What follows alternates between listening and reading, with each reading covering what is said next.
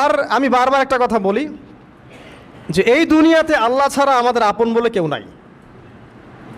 আপনি যাকেই আপন মনে করেন না কেন, আমাদের সম্পর্ক আছে বাবার সাথে, মায়ের সাথে, স্ত্রী সন্তানদের সবার সাথে, আমাদের হক আছে, অধিকার আছে, সব ঠিক আছে। বিশ্বাস করেন আল্লাহ ছাড়া আপন বলে আপনার কেউ নাই। এই যে গার্লফ্রেন্ডকে আপন মনে হয়, এরা আপন না। স্ত্রী সন্তানদেরকে খুব আপন মনে হয়, আপনার মৃত্যুর পর 40 দিন সময় লাগবে না সব ভুলে যেতে। পিতামাতা ভাই বোন সবাইকে আপন মনে হচ্ছে, পিতামাতার স্থান বাবা মার পরে, আল্লাহ রসুলের পরে, সেটা ঠিক আছে, কিন্তু আপন আল্লাহ ছাড়া তারা নন। আপনি তাদের মনোপুতভাবে নিজে প্রতিষ্ঠিত হতে পারবেন না, তারা আপনাকে চিনবে না। বললো সারাটা জীবন তোর পিছনে এত টাকা ঢাললাম, কি করলি? কিচ্ছু করতে পারলি না।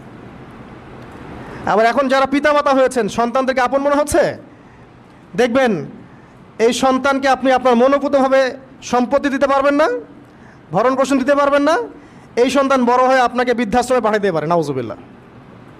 অথবা আপনার সাথে এই সন্তানই খারাপ ব্যবহার করবে। আপন মনে হচ্ছে? আল্লাহ ছাড়া কেউ আপন না।